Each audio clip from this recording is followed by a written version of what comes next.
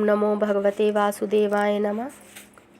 सुख सागर कथा में चौथा स्कंद 19वां अध्याय, जिसमें राजा पृथु का 100 अश्वमेघ यज्ञ करना है।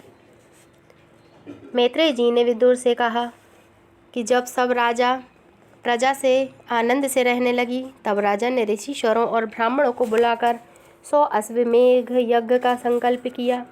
वे ब्रह्मावर्त में स्वयंभू मनु के स्थान पर निष्काम यज्ञ करने लगे। सो उनके धर्म के प्रताप से घी, दूध, दही की नदियाँ प्रकट होकर संसार में बहने लगीं। रत्न, मोती, सोना, चांदी और तांबा आदि की खानें समुद्र व पहाड़ों में बिना खोदे प्रकट हो गईं। इसीलिए उनके राज्य में कोई मनुष्य दुखी व दरिद्री नहीं रह गया। राजा ने शास्त्र के अनुसार श्याम कर्ण घोड़ा छोड़कर अपनी सेना उसके साथ कर दी। वह घोड़ा 7 द्वीपों में फिरकर चला आया। किसी राजा में ऐसी सामर्थ्य नहीं थी जो पृथु का घोड़ा बांध सके। सब राजा उनके अधीन रहकर अपने अपने देश का पैसा उनको देने लगे। इसी तरह राजा ने 99 यज्ञ संपूर्ण करके जब 100वां यज्ञ आरंभ किया और श्याम कर्ण घोड़ा छोड़ा, तब इंद्र ने सोचा कि 100वां यज्ञ संपूर्ण होने पर राजा पृथु मेरा इंद्रासन छीन लेंगे। इसीलिए इस घोड़े को बांध लेना चाहिए जिसमें 100 यज्ञ संपूर्ण न होवे। ऐसा विचार कर इंद्र अपने बेटे से बोला कि तू जाकर यह घोड़ा किसी तरह पकड़कर हमारे पास ले आ। जब इंद्र का बेटा घोड़े को पकड़ने के लिए आया, तब उसके साथ बड़े बड़े योद्धा देखकर डर के मारे उसे पकड़ नहीं सका और इंद्र के पास जाकर बोला कि मेरी सामर्थ्य नहीं कि मैं घोड़े को पकड़ सकूं, तुम में बल हो तो पकड़ लाओ। यह वचन सुनकर इंद्र ने विचारा कि राजा पृथु बड़े धर्मात्मा और बलवान है, उनसे सम्मुख लड़कर हम घोड़ा नहीं ला सकते, इसलिए कुछ छल करके घोड़ा लाना पड़ेगा। ऐसा विचार कर इंद्र योगी का रूप बनाकर घोड़े के पास गया। तब राजा के नौकरों ने योगी समझकर उसको वहां जाने से मना कर दिया।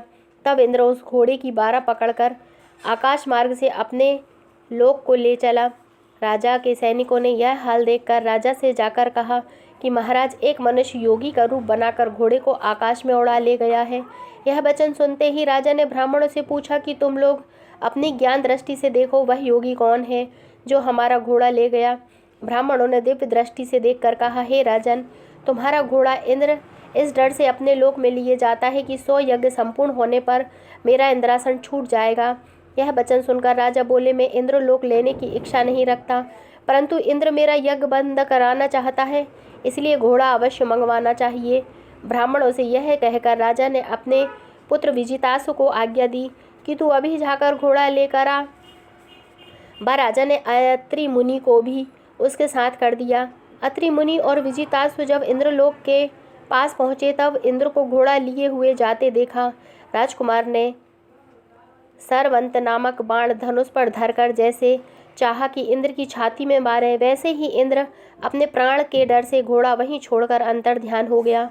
विजिताश्व ने घोड़ा पृथु के पास लाकर इंद्र के भागने का हाल कहा। जब इंद्र घोड़ा छीन जाने से बहुत लज्जित हुआ, तब अपनी माया से अंधियारा उत्पन्न करके कई बार धोखा देकर घोड़ा ले गया, पर विजिताश्व जाकर छीन लाया।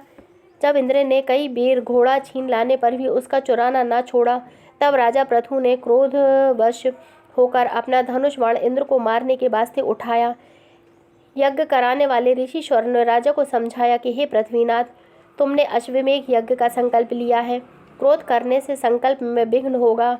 इंद्र अमृत पीने से किसी तरह मर नहीं सकता। जब ऋषिश्वरों के समझाने से राजा का क्रोध शांत नहीं हुआ, तब ब्रह्मा जी ने नारद मुनि समेत यज्ञशाला में आकर राजा से कहा कि तुम इंद्र के मरने की इच्छा मत करो, तुम्हारे हाथ उसकी मृत्यु नहीं है। तुम्हें इंद्रासन लेने की इच्छा हो तो इसको इंद्रपुरी से निकालकर वहाँ का राज्य भोगो, और मुक्ति की चाहना रखते हो तो 100वां यज्ञ मत करो। जितने तुमने यज्ञ किए हैं, उन्हीं के प्रताप से परमेश्वर तुमको दर्शन देकर मुक्ति पदवी देंगे। तुम्हारे यज्ञ करने का हाल सुनकर संसारी लोग शुभ कर्म करेंगे। और जब ब्रह्मा जी के समझाने से राजा पृथु ने अपना क्रोध क्षमा किया, तब ब्रह्मा जी नारद मुनि समेत अपने लोक को चले गए। राजा ब्राह्मणों से बोले कि मैं इंद्रलोक की इच्छा नहीं रखता।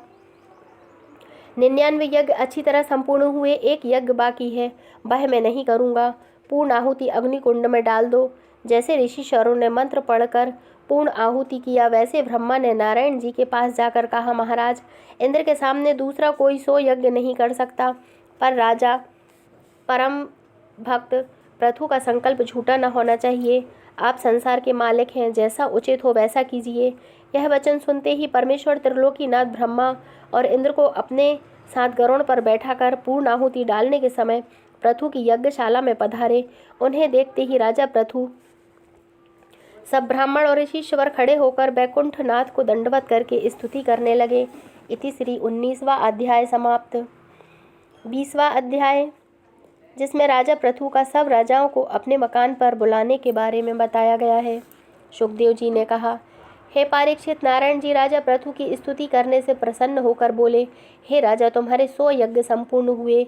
हम तुमसे बहुत प्रसन्न हैं, कुछ वरदान मांगो। तुम इंद्र का अपराध क्षमा करके इससे किसी बात का विरोध मत रखो, क्योंकि शत्रुता किसी से न करनी चाहिए। सब छोटे बड़े प्राणियों में आत्मा एक ही है। शुभ व अशुभ कर्म करने से भला व बुरा कहलाता है। सो तुम दया व धर्म से प्रजा का पालन करो। तुम्हें सनकादिक ऋषीश्वर आकर ज्ञान का उपदेश करेंगे। यह वचन त्रिलोकीनाथ से सुनकर राजा पृथु ने विधि पूर्वक उनकी पूजा करके हाथ जोड़कर विनय किया, हे दीनदयाल, मैं किसी के साथ शत्रुता नहीं रखता और न इंद्रलोक या दूसरी वस्तु लेने की चाह न करता। केवल यही चाहता हूँ कि आपके चरणों की भक्ति व प्रीति मेरे हृदय में बनी रहे। आप लक्ष्मी जी से भी अधिक अपने भक्तों का प्यार करते हैं। जिसने अपनी भक्ति का सुख पाया है, वह मनुष्य संसारी माया मोह में नहीं फंसता। सो मुझे आपके चरणों की भक्ति व प्रीति चाहिए। यह वचन सुनते ही नारायण जी प्रसन्न होकर बोले, हे राजा, तुम मेरे परम भक्त हो, तुम्हारी सब इच्छाएं पूर्ण होगी। जब त्रिलोकीनाथ ऐसा कहकर बैकुंठ को पधारे और ब्रह्मा अपने स्थान को गए और राजा का यज्ञ संपूर्ण हुआ, तब उन्होंने ब्राह्मणों और ऋषीश्वरों को बहुत सा दान व दक्षिणा देकर विदा किया। राजा पृथु इंद्र से प्रीति रखकर धर्म के साथ प्रजा का पालन व राज्य करने लगे। उनके राज्य में कभी ब्राह्मणों व ऋषीश्वरों ने किसी पर क्रोध नहीं किया। सब छोटे बड़े जीव सुख व आनंद से रहते थे। कुछ दिनों के पश्चात राजा ने विचारा कि हमारे राज्य भर में सब छोटे व बड़े चारों वर्ण परमेश्वर का भजन व स्मरण करके हरि कथा सुनते, अशुभ कर्म न करते, साधु ब्राह्मणों की भक्ति करते तो बहुत अच्छा होता। ऐसा विचार कर उन्होंने सातों द्वीपों के राजाओं, ऋषीश्वरों, ब्राह्मणों, महात्माओं और चारों वर्णों के लोगों को न्योता भेजा। थोड़े दिनों में सब लोग राजा पृथु के यहाँ आकर इकट्ठे हुए। राजा ने उनका सम्मान किया और वे लोग राजा से बहुत प्रसन्न हुए। इति श्री 20वां अध्याय समाप्त।